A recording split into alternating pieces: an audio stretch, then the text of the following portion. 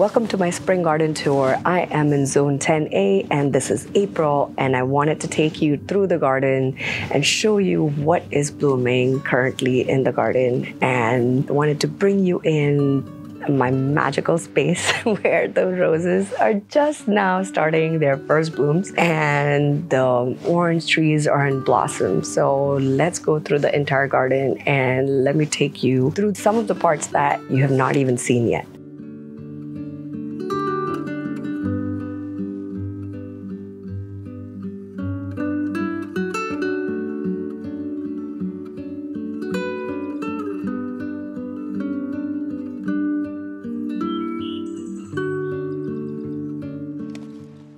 I wanted to take you to the garden today because the roses are just going in bloom. There are so many buds on the roses, but they have not gone into their full bloom yet. And the last time we did this tour, the garden was in full bloom, especially the roses. So this time I wanted to do it just before they went into their absolute glorious wonder. There are some roses that are in full bloom like these, but I want to take you where the garden is just waking up and coming out of hibernation. So it is a wonderful time to be outside in the garden. It has been chilly on some days and wet on the others. Very strange weather for here in San Diego. So this rose right here is my David Austin Mary tree rose, and it is one of the most wonderful roses and one of the roses that has caused me a lot of pain when I planted it.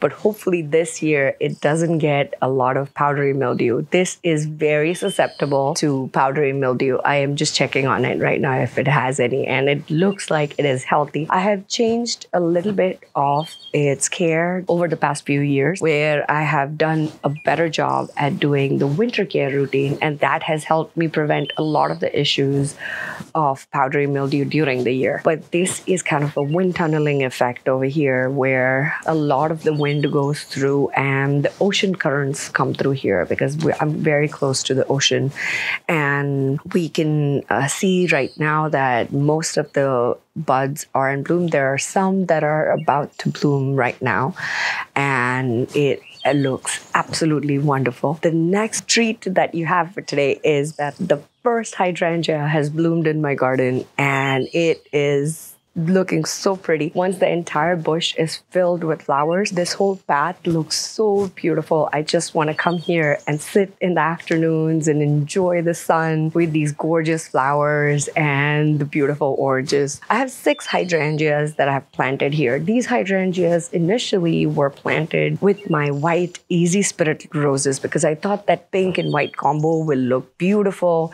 and that's what I had planned when I planted them. But I planted them and they just went into this huge shock in the next week and started drooping. Yes, it was summer, so maybe they would have done okay over the course of the next few years. But I felt like it would have been a better place for them here in this space because it won't get too much sun all day long. And the other spot got a lot of sun. Turned out I was right, and they have done really well in this area, and they are thriving. As you can see, every single plant has so many buds on it, and I'm going to get a bumper crop of hydrangea flowers this year. It's going to be filled with flowers. The huge orange tree that you see right here is my blood orange, and as you can see on a lot of spaces there are flowers blooming. So this didn't do as well last year because it didn't have a lot of blooms. Ever since I have planted it, I have gotten maybe 4 or 5 fruits out of it, and I planted it in the June of 2020. So now that it's 2024, it has been almost 3.5 years since I planted it. This is the first year I have gotten so many blooms on it. Last year I got few blooms, but then they never set fruit and they just fell off. And I think it has put a lot of the energy into growing because it was a tiny plant. I'll show you a clip of how it used to look like when I planted it, and now it's grown tall and bushy. This year, I'm going to give it a trim. I don't want it to be taller than 6 feet, so I will cut the tops of it off. But I'm waiting until most of the blooms are done and the fruit is set on the tree before I do any of the pruning. I don't want the tree to go in shock right now, just as it is blooming. I should have pruned it last year, but I wasn't sure what to do with it because it had bloomed just a little bit the year before and had no fruit. So I didn't want to be too aggressive in pruning. But this year, seeing how it is doing now, I feel a little more confident in pruning it. This is the first time I'm growing any oranges. Before this, I grew lemons in an apartment and in pots. And that was a very different experience than having them here outdoors, especially as I mentioned that these are in a wind tunnel, so they have a tiny microclimate of their own. And not a lot of people talk about microclimates when you are planting your fruit trees or vegetables, but you have to take into account the microclimates of your own garden, which nobody else will be able to replicate. No nursery, nobody online. Even I cannot tell you how you can plant things for your garden. Only you will be able to know after doing some research of your garden, spending some time in your garden, jotting down the hours of sunlight, how much sunlight that spot gets, how much wind that spot gets. In this case, a lot of mist that it gets, the marine layer that comes into San Diego from the months from May to August are very unique. And my garden has this unique microclimate that not a lot of other gardeners would have. So I have to take into account all these things and figure out how to take care of the plants. This year, as you can see, which makes me so excited, is because this tree has so many blooms on it. And I just hope, keeping my fingers crossed, that it will set a lot of fruit. And hopefully we will see. It will be a better year for this tree this year. Also, there is nothing that can compare to the smell of orange blossoms. Oh my gosh, this smells so amazing and so divine. Love it. These are some of my absolutely favorite flowers. They are so beautiful. These are the distant drum roses, which are in tree form. So you can get it in shrub roses and you can get it in tree form, which is like this one. This is how the bloom looks like after it has bloomed, and it goes through so many color variations. The colors also change a little bit as it gets warmer. I feel like it is a little paler when it is cooler outside. So right now it's been quite cold and the color of these flowers has been a lot more paler. This will turn into a lavender mauve kind of color as it fades, and it starts through this beautiful orangish red color when it's in the bud form. The closed bud is completely orange in color. Dark, deep orange and reds that are on the outside. And as it starts blooming, you get these various colors of lighter yellow and orange and tan. And as the bloom fades, which is what you can see here, the color starts changing into a more purplish mauve in color. Absolutely lovely. So many different colors on one rose, and it just gives me so much joy, this plant. It blooms every year and it blooms all year long. This is actually the second week that it has bloomed, and it will keep blooming all year long until it is the end of the season and I cut it off. Highly recommended. Fragrance-wise, it does have... I'm checking. Let's see.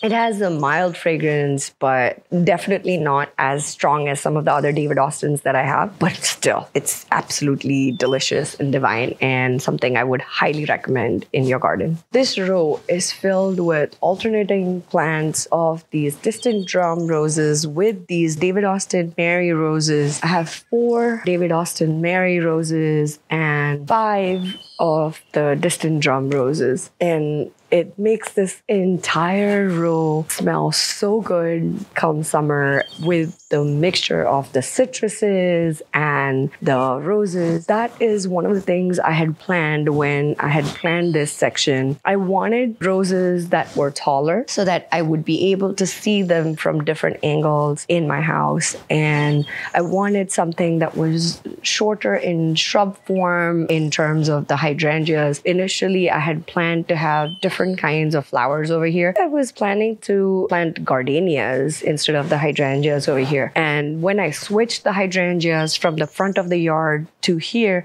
it actually seemed like it just fit with the colors and the beautiful textures that draw me into this space. In this row, I have 6 different kinds of citruses. I have 2 Meyer lemons, which I highly recommend. They are absolutely amazing producers, produce all year long. You can see that they already have a lot of fruit on them and they have buds coming up for next year's fruit. In 2022, from June of 2022 till say maybe August of 2023, I didn't buy any lemons from the grocery store. I just used lemons from my trees. After that one huge harvest was done now for a year, they took a little bit of a break for like a month or 2 where they had no fruit on them at all and they got a lot of blooms, and then they started setting fruit. And then I started harvesting from it in around the last November. I would say November, December, I harvested a little bit, and then I have been harvesting few on and off since January. I have constantly been harvesting, and the more you harvest, the more flowers it's going to get. And I also have noticed that if I just left the fruit on, I get fewer flowers. So when I harvest more fruit, the plant sets out more flowers, and then I end up getting even more fruit. It is not as tardy as the Eureka lemon, which is the lemon you find in the grocery store, or the Bear limes that you can buy in the grocery store. They are more sweeter because Meyer lemons are like a combination of the lemons and oranges. So they are a little bit on the sweeter side. Not too sweet though. They still have a lot of tardiness in them. I use it for all kinds of cooking. The lemonade tastes absolutely amazing with it. Baking with it is divine. Even it works really well in all of my other recipes, especially Indian recipes that use a lot of lemon juice or lime juice. And that is definitely one that I would recommend everyone get for their garden. This is my gold nugget mandarin, and it performed so well in the first year. I had so much fruit from this tree. I think I took out probably 20 to 30 oranges from this tiny tree. It was only up to here at that point. And then it just went into hibernation. And last year, although it got some blooms, none of them set fruit. I had some tiny fruits that fell off. But this year now, it has a ton of blooms. And I am really hoping you can see some over here that are blooming, but there are a lot of blooms on the inside of it, and I'm really hoping this will be a year that this one also goes back into production. So fingers crossed. We will see. All the blooms make me so excited and joyous to think about the fact that it will have all these flowers and then fruits setting up to it. But this has been a game of patience. It has not produced a lot for 2 years. So I'm hoping this will be the year that it does. Please do, please, please. I always find these snails on this tree trying to just eat the blooms or eat the tender shoots of the tree.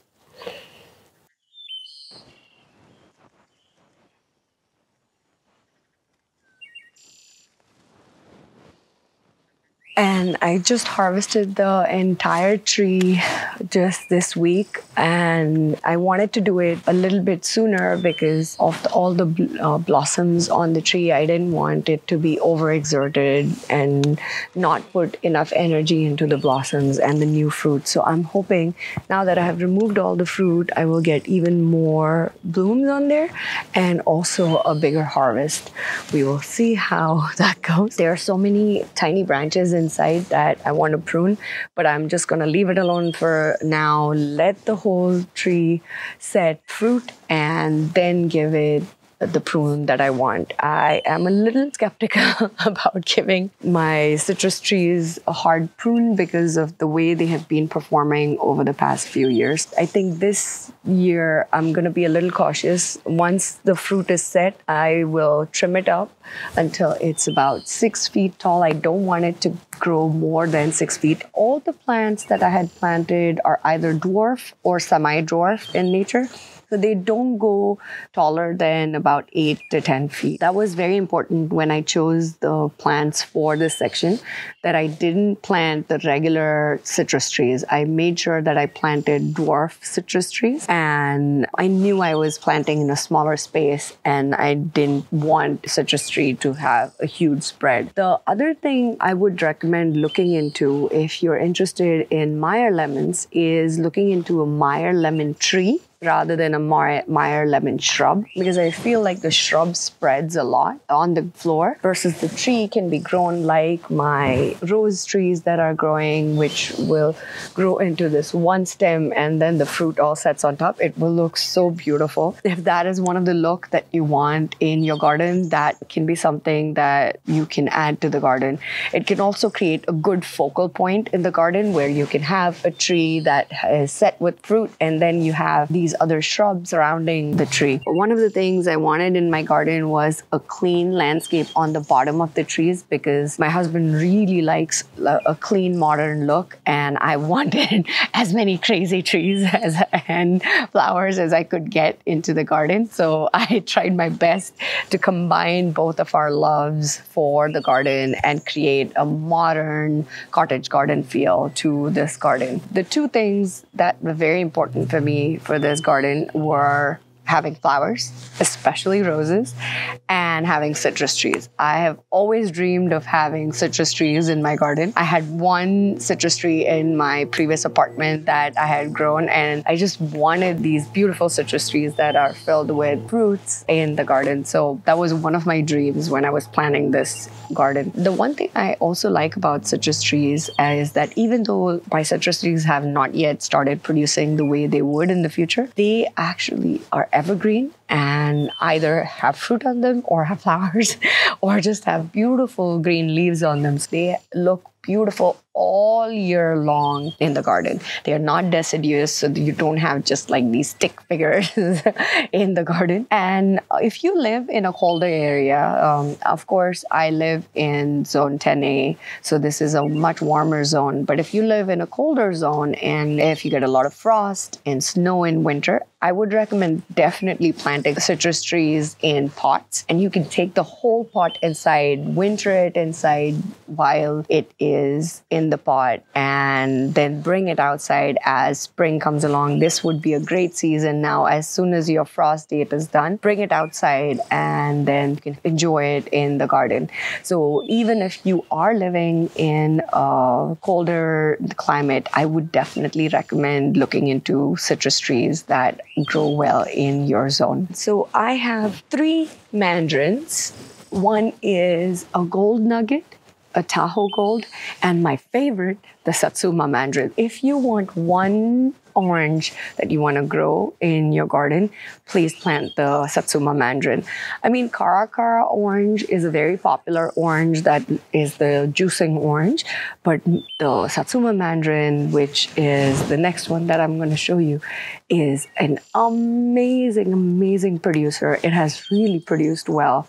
The year before for me, I have this tiny plant and it had over 40, 45 probably fruits on just one plant. It was amazing. If I have to add another citrus to the garden, it would be a fight between the Meyer lemon and the Satsuma orange. I love them. Even though there are other varieties of citrus that I want to add, I feel like I just want to add more of these two to the garden. I would definitely recommend it. And if you've never tasted a Satsuma orange, you're in for a treat. It peels off really quickly and it is one of the sweetest oranges. That also reminds me, let's do a taste test for this Tahoe Gold. I have been waiting to do that until I made this video. Let's do a taste test of the Tahoe Gold mandarin together. This is the orange that came out of the tree, and this is how it looks like. I got various sizes on this, but this is the normal size for it. Some of the oranges that I got were smaller.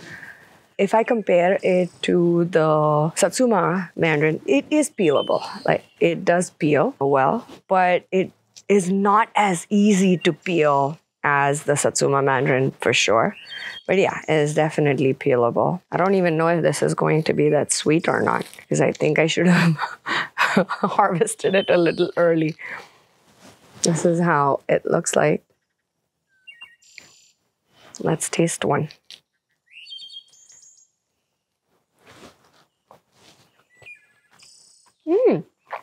It's actually very sweet, but there are pockets in the orange, like these, that feel a little dried out. So I wonder if I kept it on the tree for too long and didn't harvest it soon enough. But the orange, oh my gosh. The part that is actually juicy is very sweet.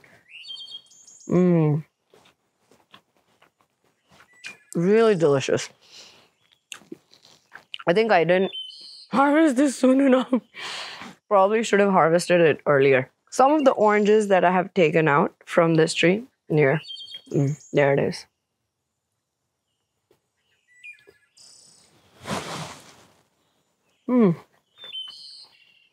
Yeah, it feels like some of it is a little drier than the other.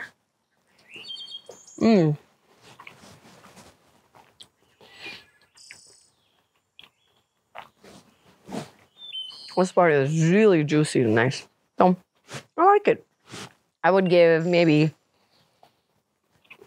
a 7 and 7.5 out of 10. The Satsuma, I give them like 10 on 10 or 11 on 10. They are the best. I haven't eaten the gold nugget in 2 years because it hasn't produced anything in 2 years. So even the gold nuggets are pretty good. Maybe I'll try a different one later on. I'll let you know. Peel, that comes off pretty easy. And that's the orange. The Meyer lemon definitely is something I would recommend. That is very juicy and delicious. It smells also absolutely divine. We just rub. This smells really nice too. Good, nice orange smell to the citrus. Wanted to give it a taste test while you were here. Let's see if the blooms smell the same. I don't know if all the orange blossoms smell the same. They smell a little different. These smell a little sweeter than the other ones. This is my Satsuma mandarin, and it is one of my favorite oranges that I've ever grown. They taste so sweet, they're easy to peel, and absolutely delicious. I'm so sad I can't show you any today because it didn't fruit at all last year. The year before that, this is how it looked.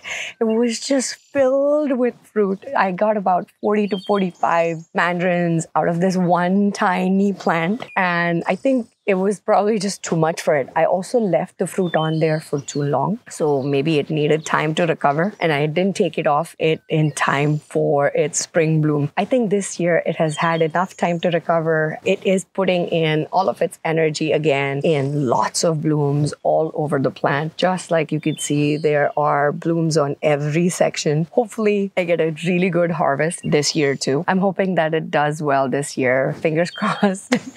I will keep you updated on how it does, but wanted to show you that this tiny plant, which you can easily have in a container, can also perform really well. This is a dwarf variety, and its average height will grow from up to 8 feet to 16 feet tall, so I can keep it shorter. And my plan is to not even let it grow more than 6 feet. All of my oranges, I'm gonna keep up to 6 feet tall so that I don't have to reach up too high to be able to harvest them, and it creates a more compact bush. That's how I'm going to let it. But it still has a very compact size and has not grown too big. Fingers crossed, and we'll see how it performs this year. Look at that snail.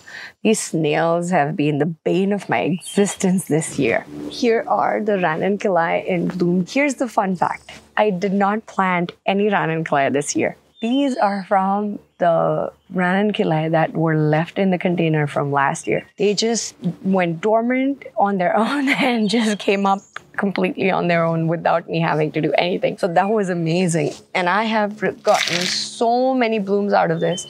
I probably should start deadheading some of these so I get more and more blooms, but There are two different colors. One was a bubblegum pink, and I don't even remember what this darker one was called. I have to look up. I'll look up and put up the names on the screen. They have just done so well this year. I have had so many flowers. They have been a little wet with the rain that we've been getting this year, but amazing, absolutely amazing flowers. Along with the ranunculus, there is also a Thai chili pepper that has come up in this container. Even the Thai chili pepper came up from seed. I did not actually plant it. It just came up and it has had a lot of peppers. Here are some peppers that are dry that I can probably use in cooking. I should fertilize it a little bit so I can get even more peppers out of it, but it's doing really well. I had this mint in my raised bed last year and it did not grow at all. I did not want to take it out of the main pot.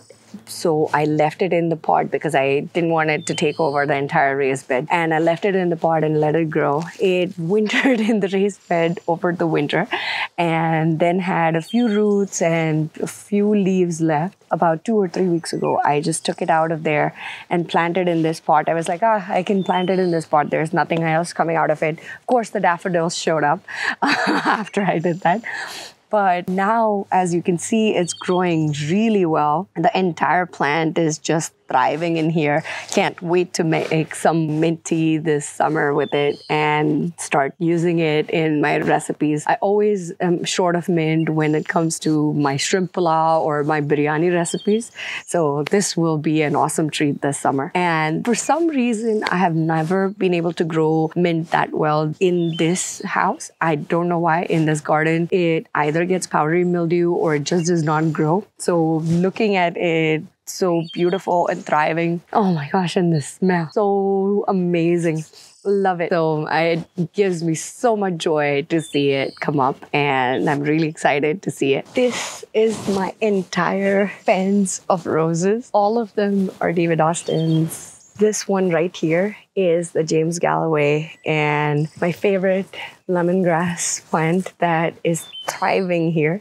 I have already pruned it twice since fall and look at it. It's ready to go again. I think it's going to need another prune before June because it's doing so well. I need to get like one of those trimmers and just like trim it off in the middle so that it gets like this beautiful growth spurt. I also probably need to clean it up a little bit this year and maybe reduce some of it that is growing. Here is the beautiful fence of flowers and they are all in tiny buds and I can't wait until all of these bloom and the entire fence is again filled with flowers. This is one of the joys. I can't wait to see it, how it performs this year. Strawberry Hill right now is tiny, so we'll see how that does.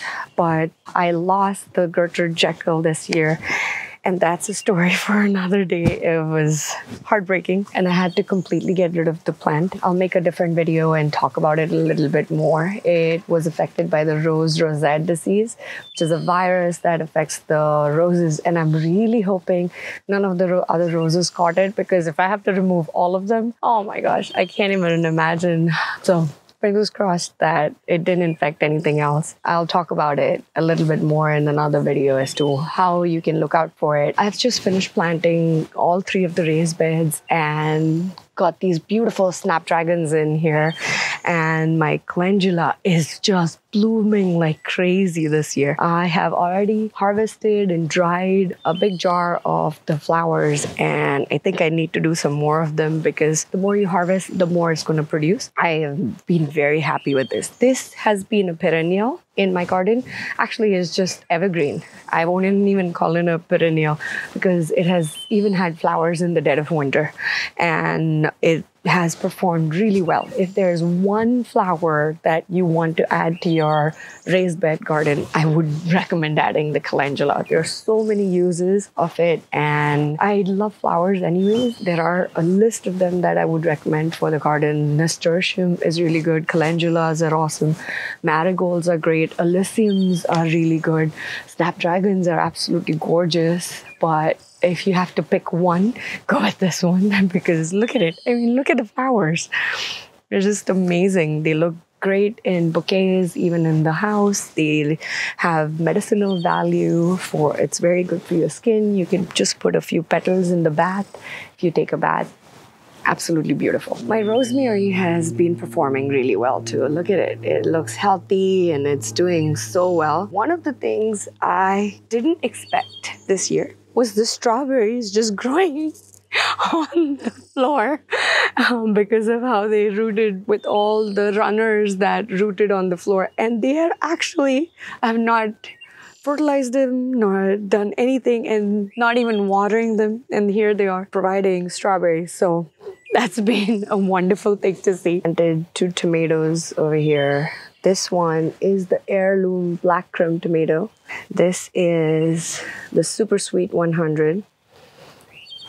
I also have a chili pepper serrano over here. And this tiny plant, which is bombarded by the snails, was supposed to be an eggplant. So I don't know if it's gonna survive. We will see.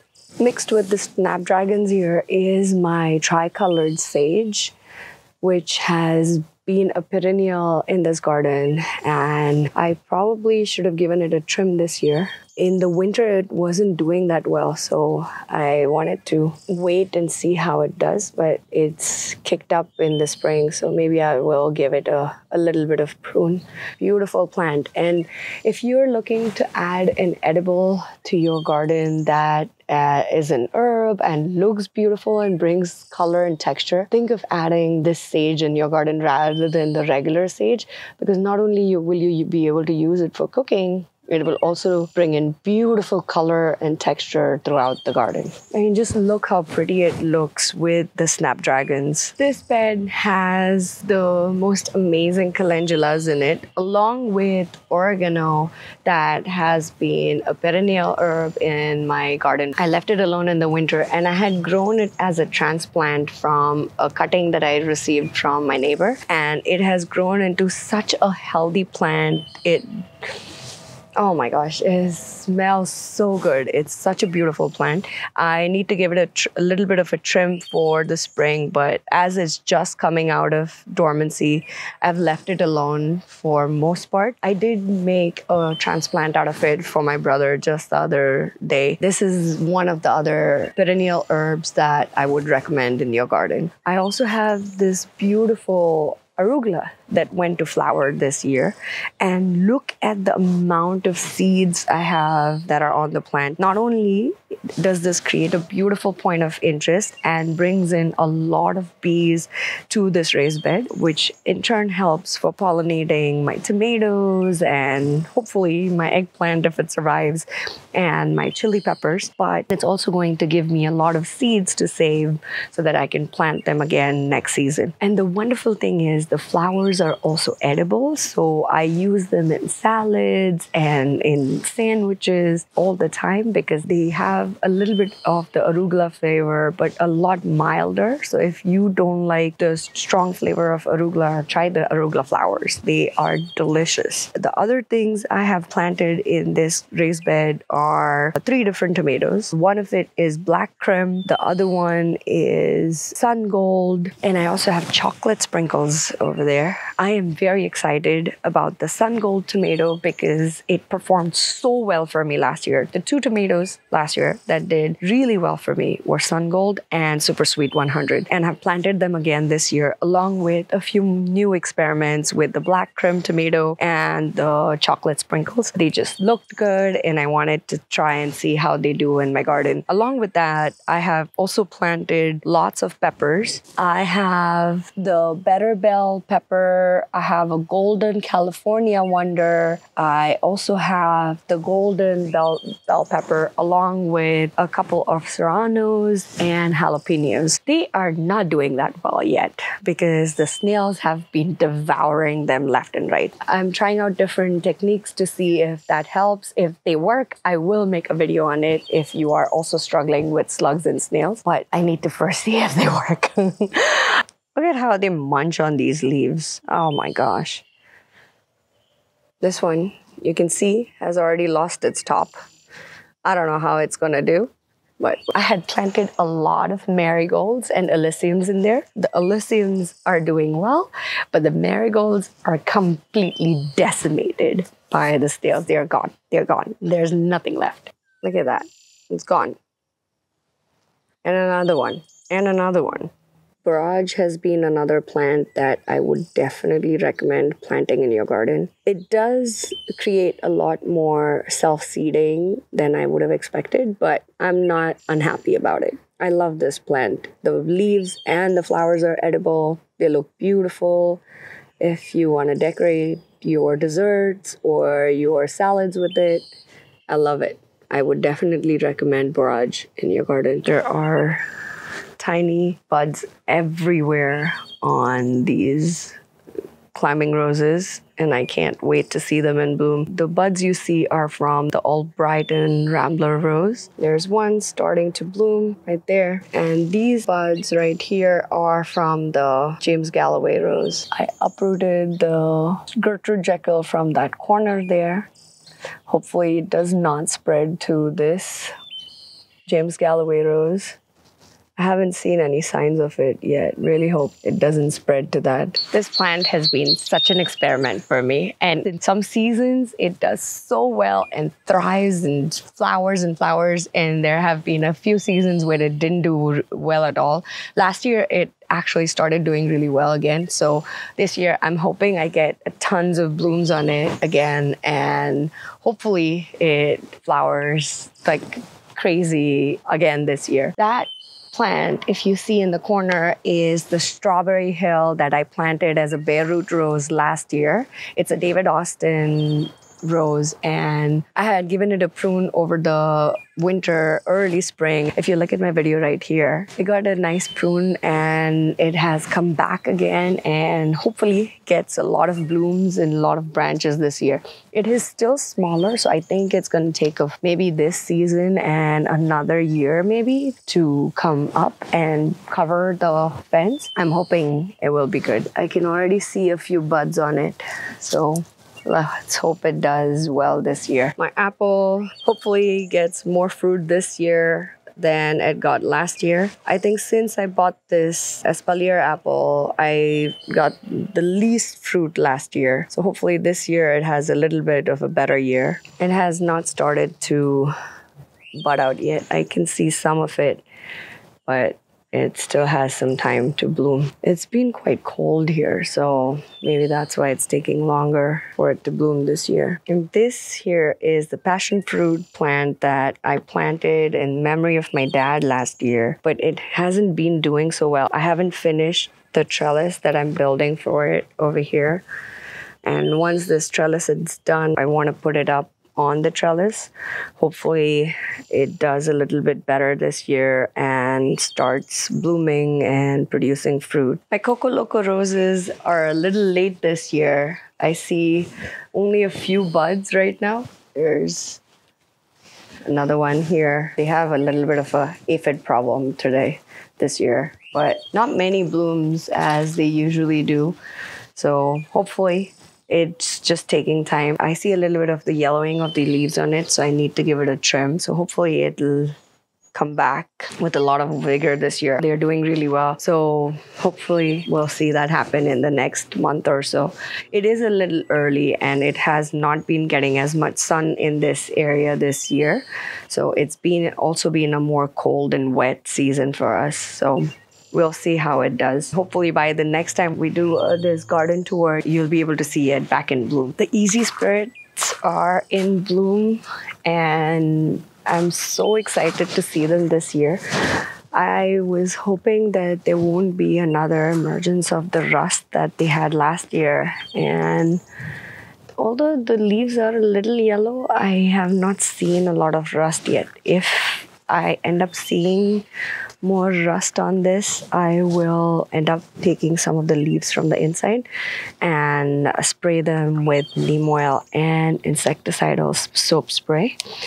But I think one of the problems is that this rose creates a lot of leaves, and because the springs are so wet, it's causing it to get more diseases, even though it is in full sun all the time.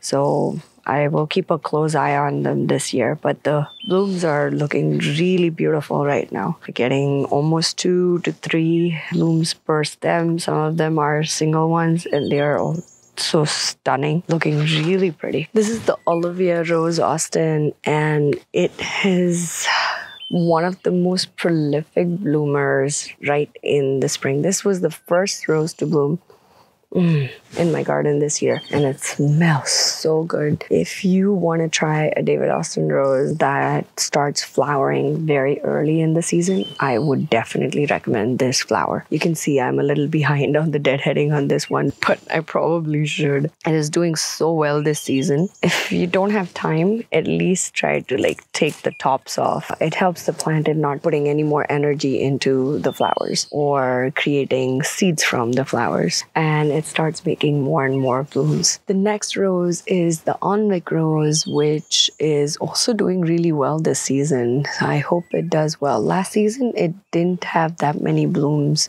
so let's see how it does this year. It doesn't smell as strong as the Olivia Rose Austin, but it does have a really beautiful smell. The Jubilee Rose this year for me has only given out 3 flowers so far. It is a little bit of a late bloomer than the Olivia Rose Austin, so I'll keep an eye on it and I'll update you in the next video that I make on the garden tour. But right now, the blooms that it has are really healthy, looking good, and hopefully the plant does well this season. The last one in this line that I have is the Princess Anne Rose, which after years of not performing for me at all, started doing really well. It loved this spot and started having so many blooms.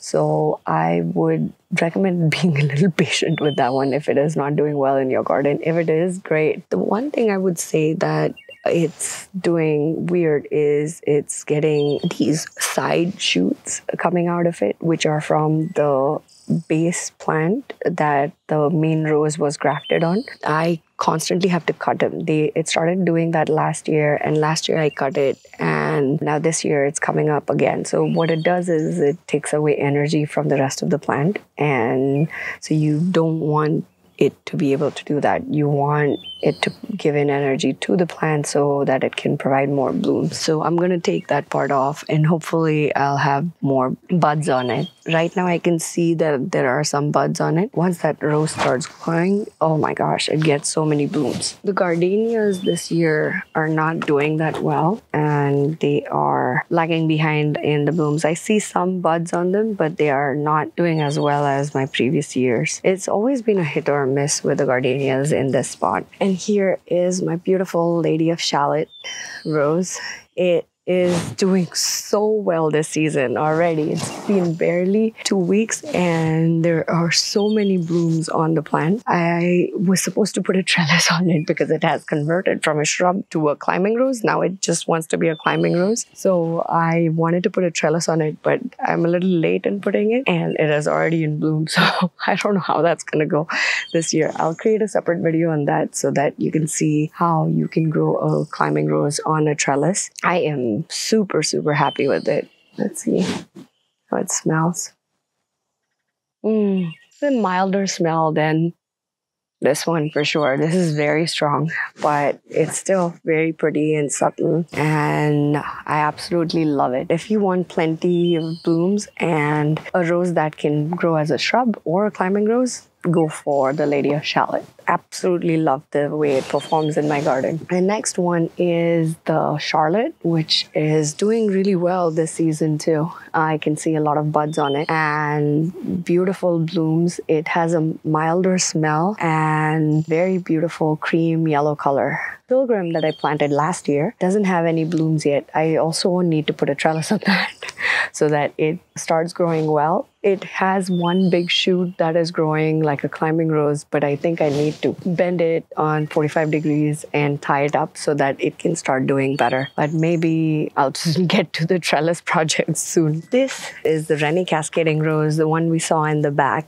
it has always been an experiment for me. And some years it does really well, and some years it does not. So this did not do as well last year. So I have to give it some extra TLC this year. I want to make sure I spray some of my kelp fertilizer on it, and hopefully it will bloom like it did for the first 2 years, which it did so well. I'm hoping it does better this year. Even now, it just has a few blooms, not unlike the one in the back, which has a lot more blooms. Hopefully it works. Otherwise, I might have to take it out and put it in a pot and get more of a statement tree over here. But I am not losing hope on it yet. And hopefully I can get it to bloom like a cherry blossom or a wisteria and have blooms on it all season long. I wanted to take you on this garden tour before the whole rose garden goes into full bloom, because it's wonderful to even see the way the entire garden is slowly waking up. And as you can see, these